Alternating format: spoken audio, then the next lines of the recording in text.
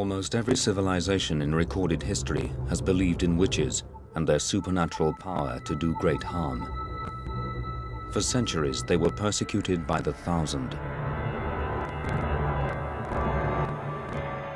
In the Middle Ages, it was believed witches were behind a horrifying illness that regularly struck their communities. Fevered nightmares, sick animals, dying children. It was known as bewitchment. The mystery of this strange affliction, which prompted so many executions, may have been cracked by scientist Linda Caporell. As I was starting to work through this jigsaw of evidence, I felt like a detective. I was on a great sleuthing project, and every time some piece of evidence fell into place, I was so excited. Her detective work may also have unearthed the true culprit behind an ancient murder mystery. A man hacked to death over 2,000 years ago. And the biggest clue, an infamous hallucinogenic drug from our time.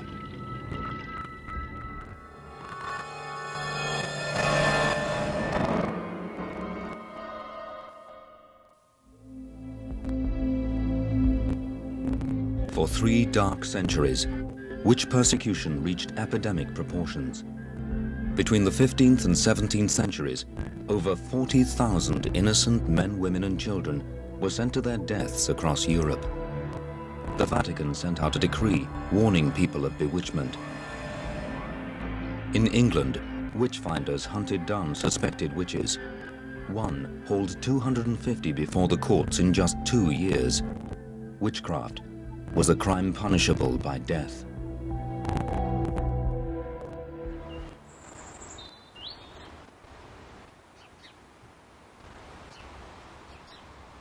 One of the most brutal cases of witch persecution took place here in 1589 at the manor house in the village of Warboys near Cambridge. Doctors and church leaders had been called to diagnose a mystery illness that had struck down the 5 little daughters of the well-to-do Throckmorton family and 7 of their maidservants. To them, the illness bore all the hallmarks of witchcraft. There were a number of doctors who were extremely skeptical about witchcraft, but who were willing to come to the conclusion that a disease was caused by witchcraft or by demonic possession after all other available explanations had failed. It was one of the things that they had in their diagnostic armory. Folklore said that a witch could send out her familiars, animal spirits, to bewitch the weak and force them to make a pact with the devil. The sick showed all the classic symptoms of bewitchment. They were plagued by hellish visions, often of wild animals. One of them imagined she saw a cat tearing her skin from her flesh. The girls' bodies also went into violent fits as, bent double, they writhed in agony on their beds.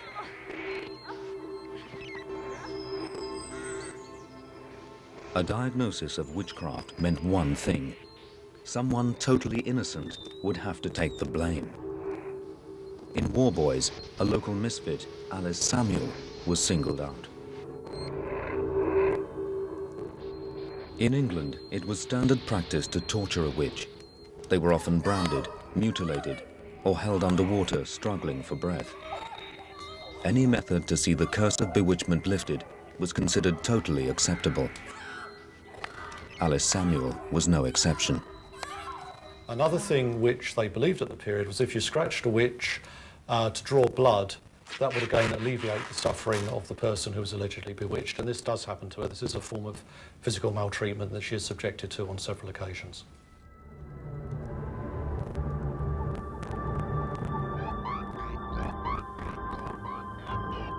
After a year of continuous pressure, she confessed.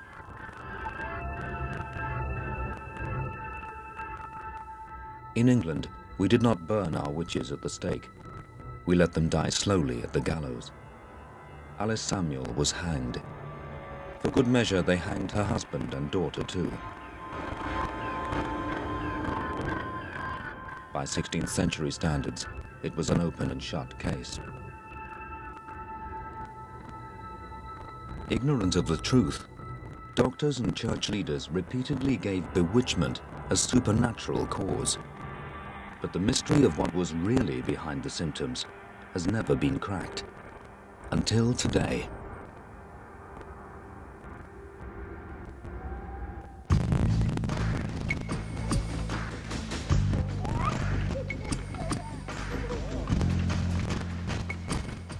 The strongest evidence lies here in Salem, in the heart of New England, one of the original settlements on the east coast of America. It's a major tourist trap now, but it was the scene of the Salem witch trials, the single most dramatic episode of witch persecution, made famous by Arthur Miller's stage play and movie, The Crucible.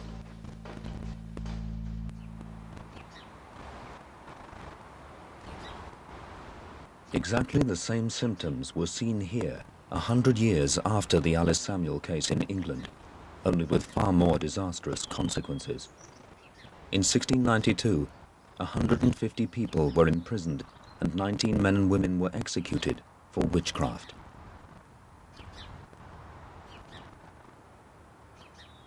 In my view, the people who were hanged during the Salem witch trials were heroes because they probably could have saved their lives by confessing.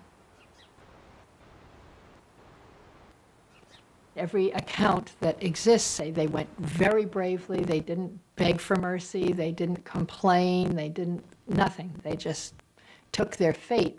And I think that's extraordinarily brave, extraordinarily brave. I can't imagine such dignity and such firmness of faith.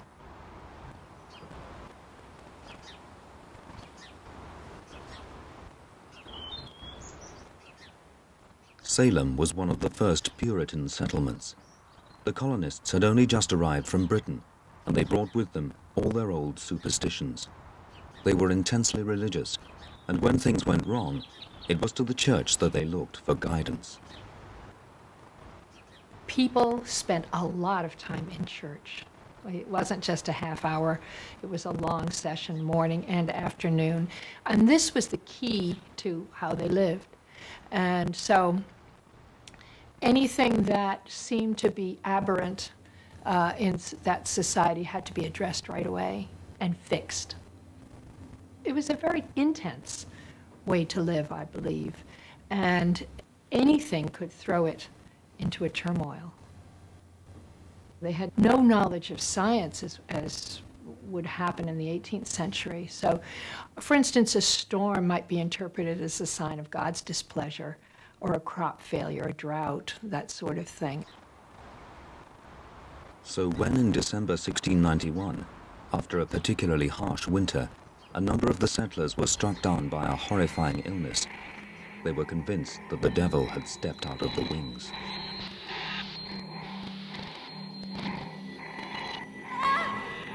They suffered from exactly the same symptoms seen in Britain: violent convulsions or fits. They would writhe around in agony, screaming in terror. Their skin felt like it was being pricked all over by pins, and they were tormented by haunting visions of wild animals. As more and more became sick, people began to panic. They were desperate for an explanation. The town doctor provided it: witchcraft.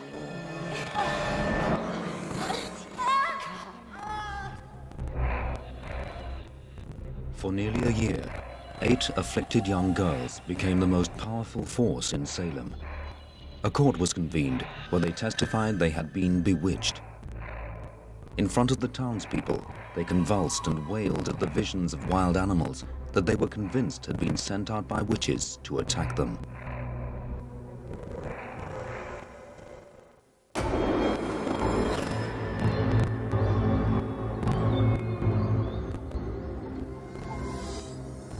In the space of 9 months, 150 so-called witches had been singled out, arrested, and thrown into prison. Each was presented with a simple choice: confess or face execution. 19 chose to die. It became pretty clear that you were going to be found guilty. unless you confessed. And if you confessed, you were committing a crime against God, which would be even worse than dying.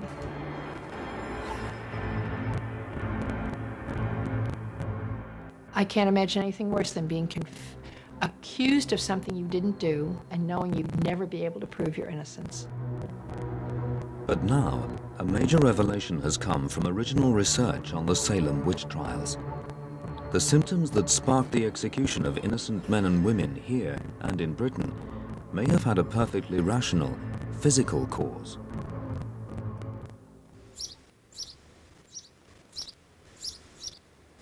Professor Linda Caporell is a New York-based behavioral psychologist. When she first began her investigation into Salem, she accepted the conventional belief that there was no physical reason for their illness, that the 8 girls were simply malicious and had faked the whole thing. The conventional explanation with Salem was that it was psychological. The girls were described by one historian as a pack of bobby soxers on the loose. They were trying to become the center of attention. And from this grew hysteria that spread throughout the community. But for Professor Caporell, something just didn't fit. The girls may have been occasionally mischievous, but their illness was so severe, they couldn't have faked every symptom. Clearly there is some faking of hallucinations. There is some faking of convulsions. But the original afflictions and the descriptions of the afflictions could not have been faked. People described a black thing comes into the room, and the thing has the body of a monkey and the legs and the claws of a rooster, and has a face that looks something like a man. The convulsions that are described are so horrible. One description has a girl that is convulsing so badly that her head is almost touching her heels. The forms of these convulsions literally wrench the body. She studied the symptoms that had driven the Salem witch trials. To simply say it was only the 8 girls who were plagued by nightmare visions was wrong. The visions tormented people all over the village. It wasn't just the girls who were experiencing hallucinations. Other people in the community, men as well as women, were hallucinating or reported hallucinations and making accusations. The evidence was there in the trial records. I saw a woman coming towards us, about 16 or 20 pole from us, but did not know who it was. My wife could not see her. When I did get up on my horse again, to my understanding, there stood a cow, where I saw the woman. What could induce the kind of hallucinations seen in Salem and in Britain came to her in a flash of inspiration. It was the most unexpected of explanations. One evening I was studying with a friend, and I was rereading another historian's account of the Salem events. And there was something in the paragraph that I was reading that just made me think, this could be associated with LSD. LSD, more popularly known as acid, is a drug with extraordinary hallucinogenic properties. It attained notoriety in the 60s as the psychedelic potion of the flower power generation, which sprung out of the Haight-Ashbury community in San Francisco. The signature of LSD is that it can send you on hallucinogenic acid trips. These hallucinatory states could be heavenly or a living nightmare. As a student, I lived in Haight-Ashbury, and knowledge about LSD was very common. People described having hallucinations. They would see plants turning into animals. They would see walls dripping with blood or dripping with different colors. They reported lights that were wavy in form and undulating. Stomach ache, strange sensations in their heads. And I was struck by the similarity between some of the things that I was reading and things that I'd heard years before as a student.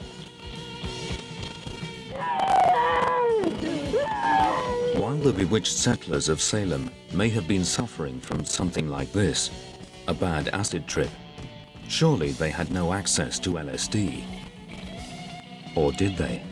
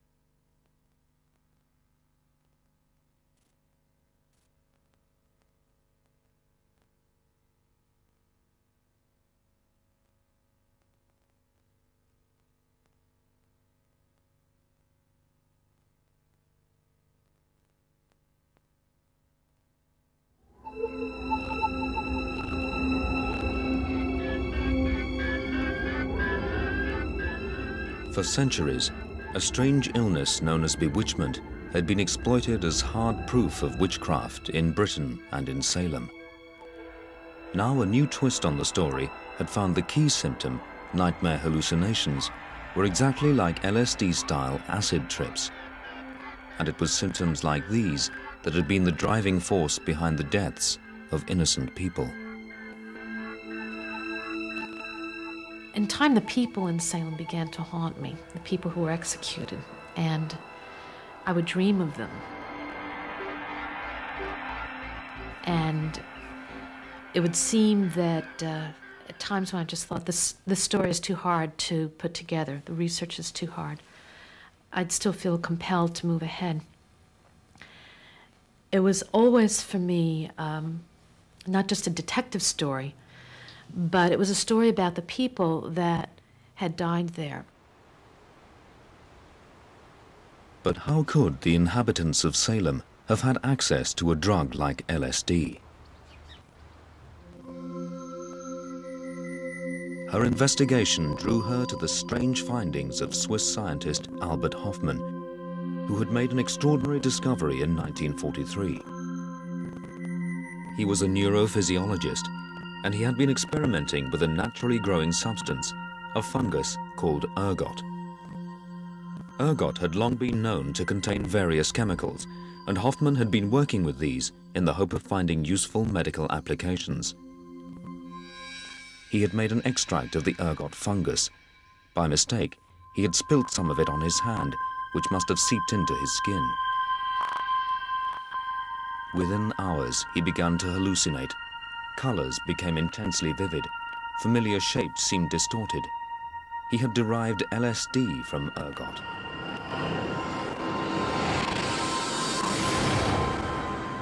A discovery that would shoot him to medical fame and give him a godlike status with the hippie. Professor Caporel now had a suspect in her sights, ergot, a natural fungus capable of producing LSD-style hallucinations.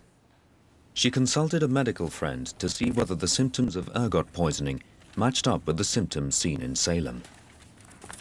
I said to my friend, do you have anything that is like a pharmacological encyclopedia? He was a pre-med student, so this wasn't such a bizarre question to ask him. And it was almost as if the description in the pharmacological reference had been taken from the trial records themselves. It was just extraordinary. And that for me was a real eureka moment. Albert Hofmann had discovered LSD decades before, but Professor Caporel decided to put her new theory to the great scientist anyway. I wrote him a letter suggesting to him what my hypothesis was, and he wrote me back and he said, well, it sounds plausible. It wasn't a long letter, but certainly he answered the question that I needed him to answer. It was a good hunch, but there was a problem. If ergot was behind the hallucinations, how had the settlers of Salem come into contact with the fungus in the first place? She came across a pivotal piece of evidence. It wasn't just people who were affected, it was the animals as well. My husband, Benjamin Abbott, had not only been afflicted in his body as he testifies, but also that strange and unusual things has happened to his cattle, for some have died suddenly and strangely, which we could not tell any natural reason for. Men were sick, babies were dying, animals in the community were acting strangely, and people were concerned about the odd behaviors there. So it begins to look like something that could be in the food source, but it's got to be something that both people and animals would be consuming, which would suggest going towards grain.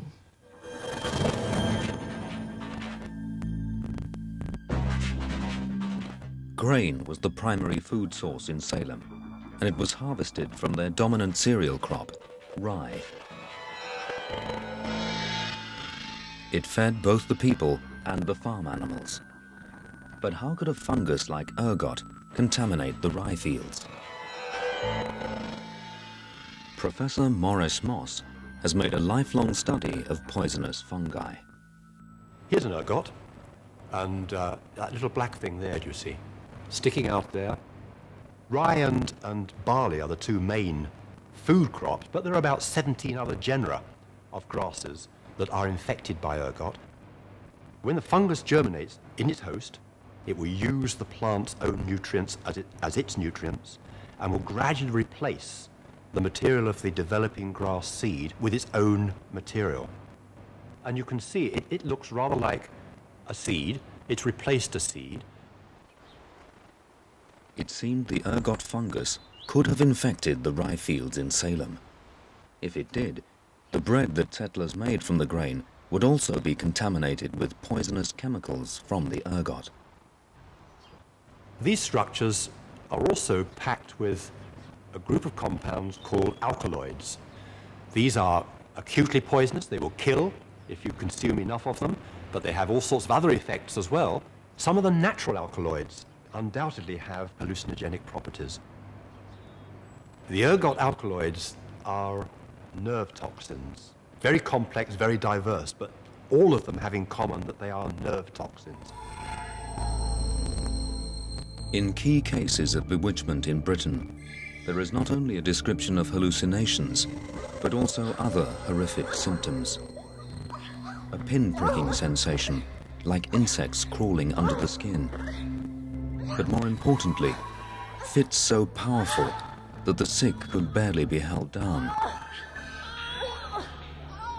Professor Caporel found accounts of exactly the same symptoms in the Salem trial records. We were conversant with Benjamin Holton for above a week before he died, and he was acted in a very strange manner with most violent fits, and he died a most violent death, and the doctor that was with him said he could not tell what his distemper was. If she was right, these symptoms would have to be the work of ergot as well. Cutting-edge research being done by pharmacologists in Holland shows how ergot could cause convulsions. Their research centers on an ergot toxin called ergotamine, which they are using in the treatment of migraine. Ergot alkaloids have, in general, a vasoconstrictor action. They constrict smooth muscles of not all places, smooth muscles in the blood vessel. We found that ergotamine has a very selective action on the blood vessels in this region. A simple experiment on live human tissue reveals how ergot may have produced the violent fits. tiny 6mm pieces of artery are mounted on 2 steel hooks and placed in a tissue bath. When a minute amount of ergotamine, the ergot toxin, is dropped into the tissue bath, its extraordinary constrictive power is revealed. Within seconds, the toxin causes the piece of tissue to seize up, pulling the 2 steel hooks closer together.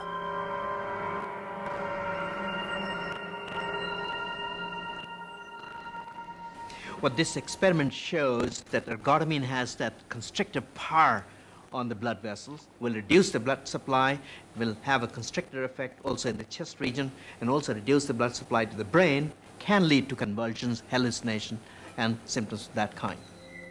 The climbing needle charts the effect on the piece of artery as the toxin takes hold.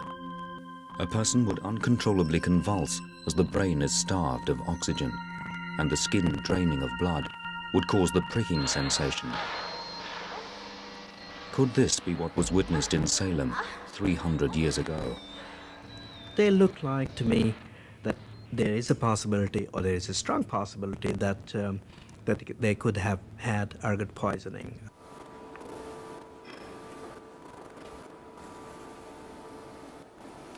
In her quest to discover what was behind the bewitchment of Salem, Professor Caparel had found her prime suspect. The challenge now was to place it at the scene of the crime. Ergot will thrive in wet, damp soil. Her research showed that in Salem in 1691, the farmers planted their rye crop in low, marshy ground. The colonists had favorite places for growing rye. They liked nice, swampy meadows, which is not only good for growing rye and growing grain, but it's also good for promoting conditions that are conducive to ergot. But there was still a major hurdle. The weather conditions have to be exactly right for ergot to contaminate entire fields of rye. For a mass infection of Salem's rye harvest in the months leading up to the witch trials, there had to have been a warm, wet spring and summer. The chance discovery of a diary written by one of the court magistrates turned up the goods. I did not think that I would be able to find weather patterns. After all, it was a long time.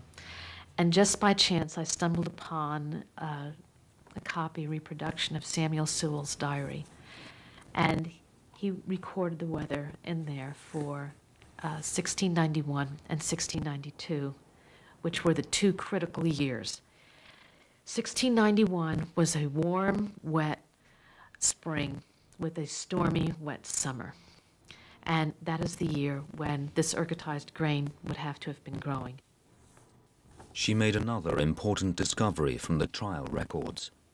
The vast majority of reports of sickness were confined to one side of Salem. In the village itself, amongst the western half of the village, people were reporting spontaneous abortion, hallucinations, choking, pinching, convulsions, strange behavior. There was a very odd pattern. It actually made perfect sense. She discovered the western farms were the swampy marshlands, exactly the kind of spot ergot was most likely to grow.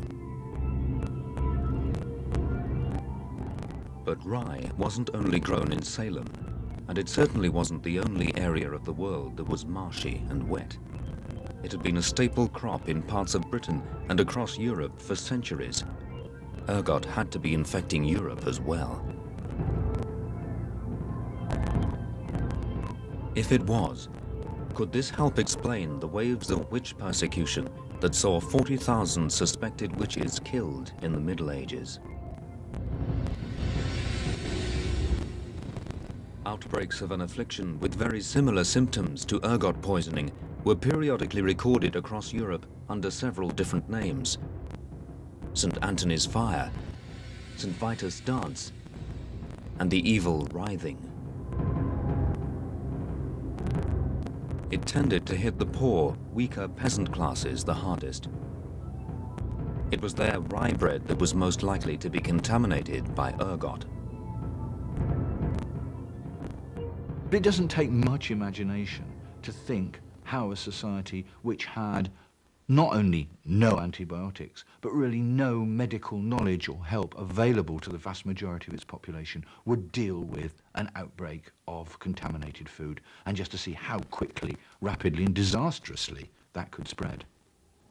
With no pesticides to kill the fungus, it was the peasant population that was especially in danger of attack from ergotism. It struck hard at those with the poorest diet.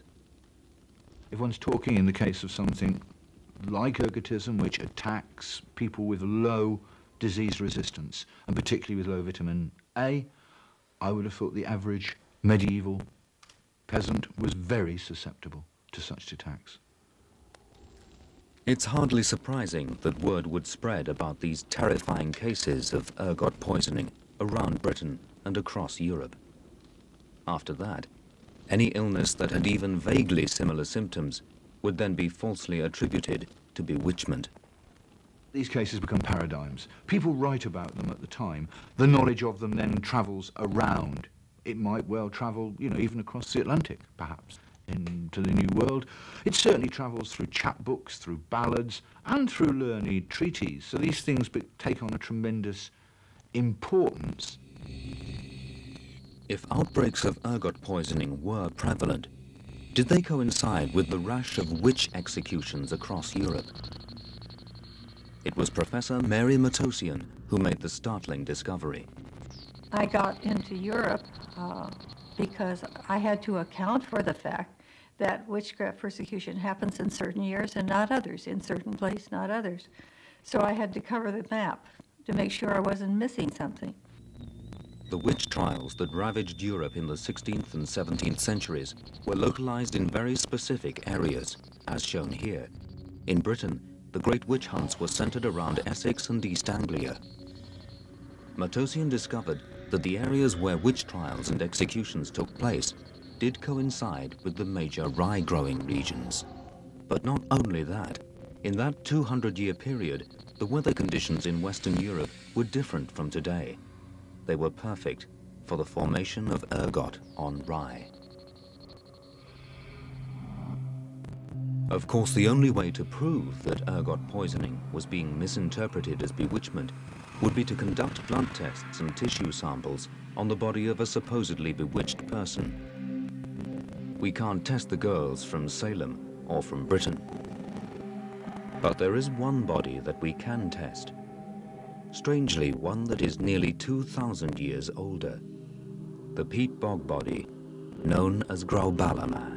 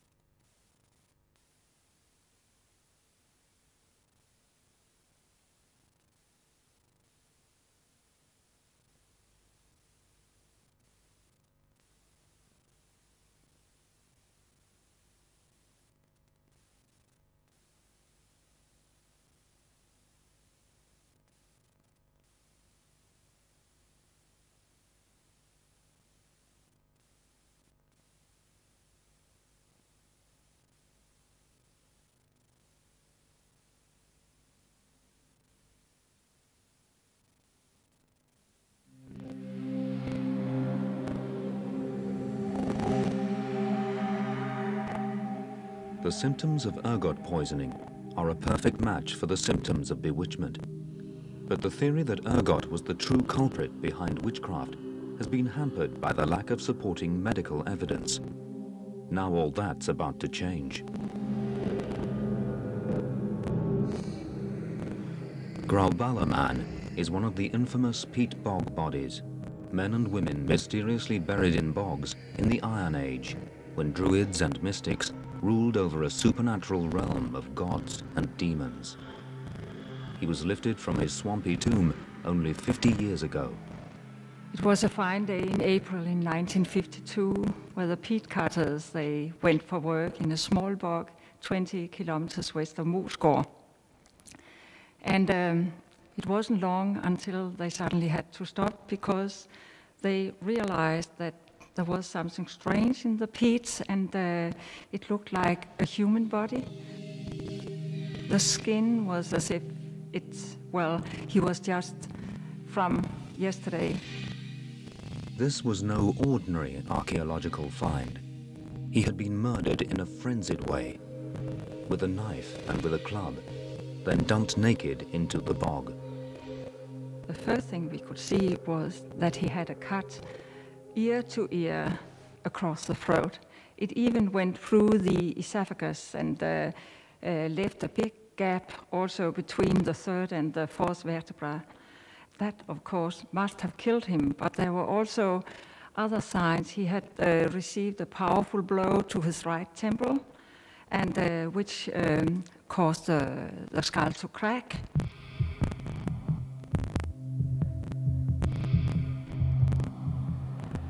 It was obvious that his murderers had gone to great lengths to see that he didn't live.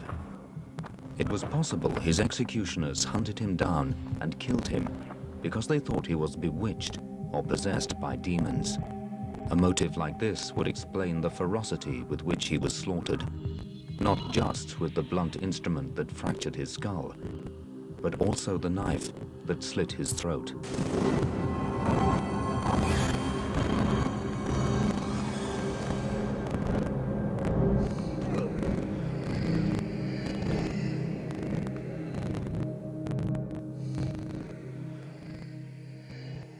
A post-mortem was conducted just after he was found in the bog back in 1952.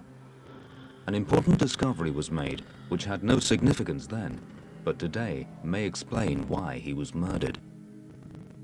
An investigation under the microscope of his stomach contents revealed his last meal was largely comprised of ergot. We were very lucky to have a rather big amount of stomach content from the Grauballermann, and it showed a huge composition of cereals and wheats and small fragments of bone from pork. And during the analysis, they found a huge amount of ergot. These two jam jars contain what's left of his stomach contents. Though ergot was found in the gut, there was no evidence that the ergot alkaloids, the toxins produced by the fungus, had got into his bloodstream. Only if they had, would Grauballermann definitely be suffering from the classic symptoms of bewitchment, the convulsions and hallucinations that could have been the reason for his murder. We don't know whether they had reached the gut wall, there to be absorbed into the bloodstream and transported to the brain and have their effects symptomatically. Obviously, we couldn't determine that from looking at these things microscopically, but this is where we need chemical analysis. Channel 4 has been granted permission to use a tiny, precious piece of his gut lining for chemical tests. If traces of the ergot alkaloids can be found in the gut sample, then we will have the strongest evidence possible that he was suffering from convulsions and hallucinations at the time of his murder, the same symptoms that for centuries were thought to be bewitchment. The test, while simple, is a long shot. It will be highly significant if after all this time, even the tiniest trace of the alkaloids is present in the gut. A process known as chromatography will split the various chemicals from his gut into a tiny ladder of colored bars. This has to be compared alongside a similar test done on a modern sample of ergot. If the poisonous ergot alkaloids have been absorbed into his gut, they will show up on the paper as blue. So here is the chromatogram from the gut extracts, and we have got at least one compound here giving a bluey colour. And we know that there are some alkaloids from ergot that give this colour with this reagent. So that would fit basically with at least one component of ergot surviving these 2,000 years. Or possibly a compound related to what we find in ergot. Yes, that's true. And as extra evidence to that, when we've used another spray reagent on this, we do find that we have alkaloids in this area. So certainly there are alkaloids present. So there are definitely alkaloids there. The presence of ergot alkaloids means the poisons had definitely entered his bloodstream. The fact that this alkaloid was absorbed into the gut lining itself would suggest that he would have had that symptomology. Fitting, convulsing, and behaving in a way that may well have prompted his compatriots to assume possession, bewitchment, or something of that sort, and therefore to want him executed. Forensic science, 2,000 years on, may have found the motive for a brutal murder of ancient history.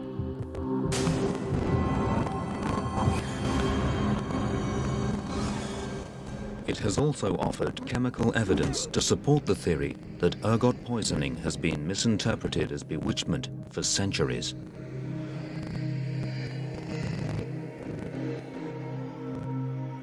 Professor Caporel's theory was no longer just speculation. She had built a strong case from the Salem trial records, but so far there was only limited evidence that ergot could ravage an entire community. What she needed was unambiguous evidence from our time.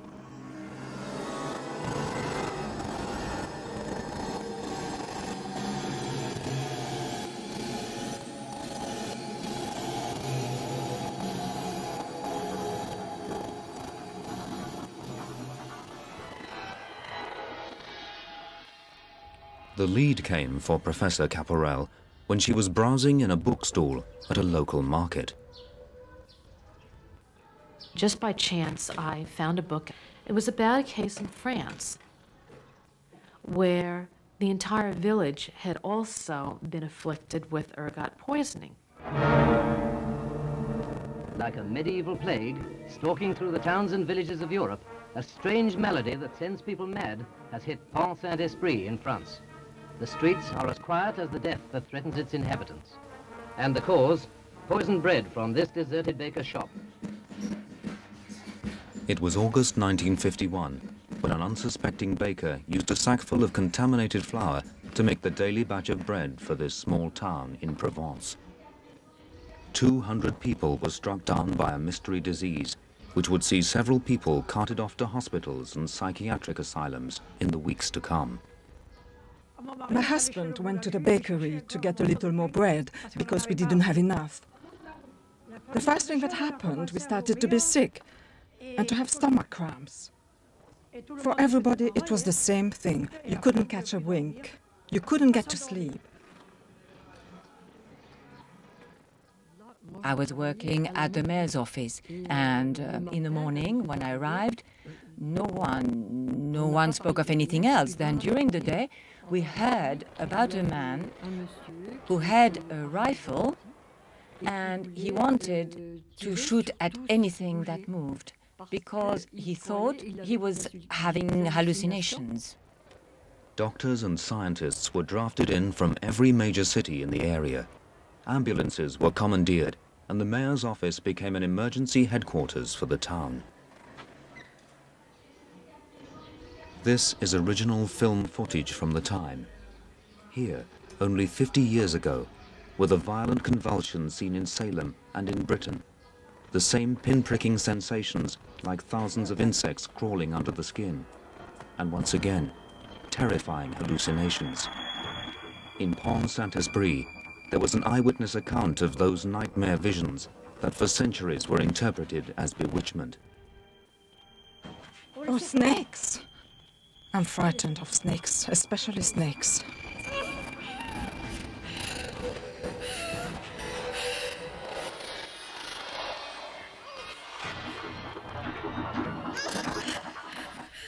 I kept thinking that there was a snake in my bed, so I would say to my aunt, "Look, Auntie, I think there's a snake in my bed."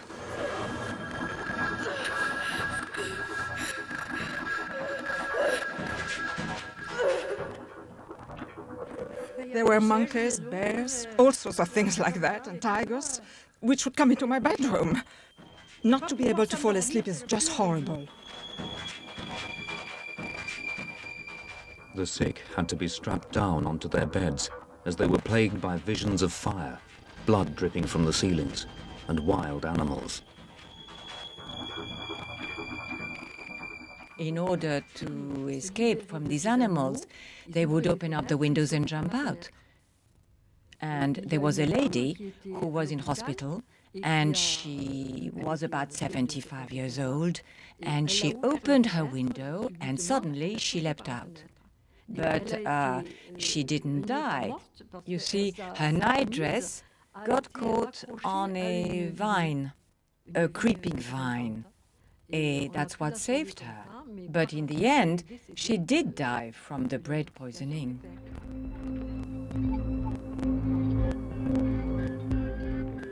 The lady in the hospital was not the only one. Soon the town was rocked by the news that at least 4 others had died. Not just the old. One was a fit 25-year-old man.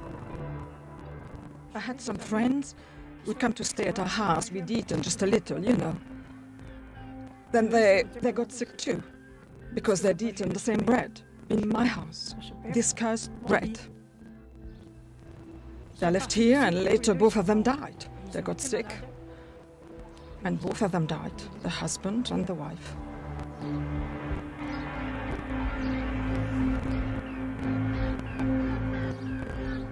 As the death toll increased, so did the sense of panic. People wanted answers. Chemical tests had been ordered in Marseille, but rumors were going round that the town's bread supply had been laced with arsenic or mercury.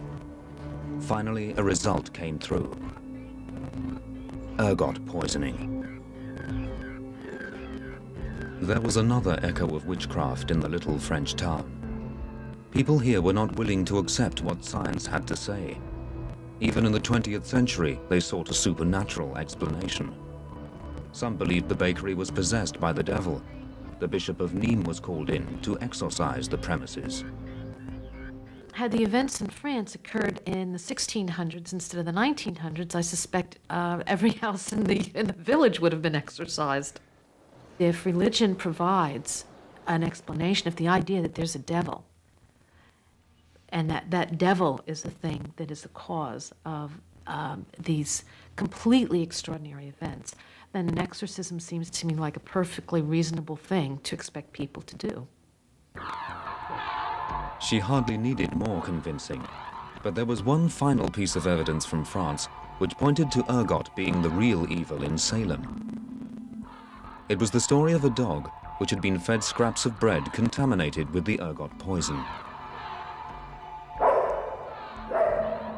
The dog began running around in ever-widening circles and began gnashing on rocks and broke off teeth as he was chewing on these rocks, and his mouth was bleeding. Finally, the dog died, and blood caked around his mouth. It was just a ghastly account of a dog, and that was it was an incredible moment because suddenly it made sense of one of the events in Salem that had bothered me for a long time. What happened to the dog in France had an exact parallel in Salem. A witch cake, a piece of bread soaked in the urine of one of the sick girls, was fed to a dog to test if it too would be bewitched. Hours later, the first accusations of witchcraft were made. Until that point, the lid had been kept on witchcraft. People had been denying it, rejecting the idea that witchcraft could be the cause. But that experiment was the turning event. And if that dog in Salem behaved anything like that dog in France, it's very easy to see how suddenly people decide this is witchcraft, and that's the explanation. The test had been made, and the test had confirmed it. People for centuries have turned to the supernatural to explain what frightens them most. In the Middle Ages, when people were struck down with a horrific illness that tormented them with visions of wild beasts and wrenched their bodies with violent convulsions, it was witchcraft that provided the explanation. Now the real devil behind bewitchment may have been found.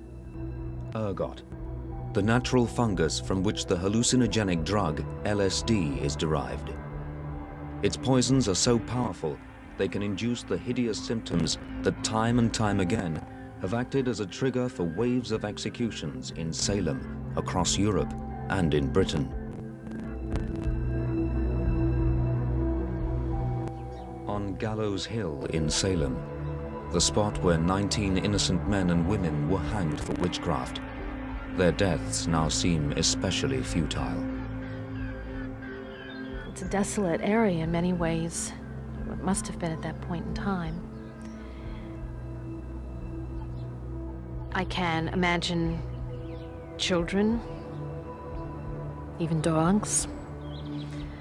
I can imagine babies crying, so that there is this place where normal life meets up with life at its most abnormal and strange. And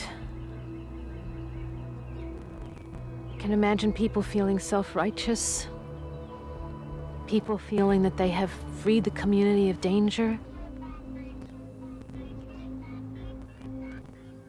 And in a sense, I'm glad to see that there's a baseball field and a playground within sight of here, a place where there's life in sight of this place of death.